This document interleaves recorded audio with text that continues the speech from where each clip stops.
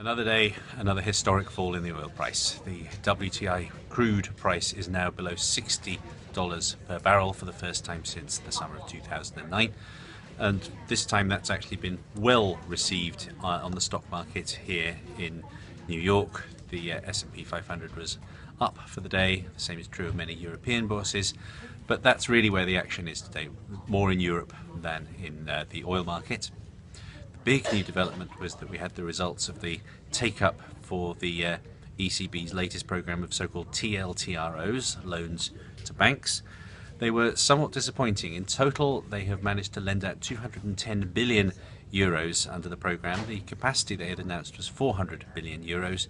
As the first rounds of LTROs that were made back at the worst of the sovereign crisis in the winter of 2011, as they are about to be repaid by the banks, it's not clear that the ECB's balance sheet is expanding at all. That means that there is a new wave of speculation that the ECB will have no choice but to resort to QE, buying government bonds. Now, to give you an idea of the dimension of the problem, let me show you this. This is perhaps the most significant development we had today, the most significant milestone.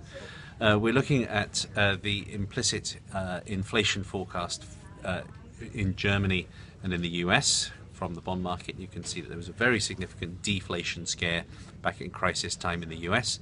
But today, the break-even for the next 5 years in Germany actually briefly dropped below zero. We reached the point where the bond market was predicting deflation on average for Germany over the next 5 years. There is obviously a radical difference in the way the market now perceives the inflation risks in Germany and the US. They're both obviously falling because of the falling oil price, but it's plain that there is great, strong sentiment in the market now that inflation cannot be revived in any quick way in Europe, and perhaps also a sentiment that even if the ECB resorts to QE, it isn't going to work. That's perhaps the most signal development today. The market is now expecting deflation for Germany for the next 5 years.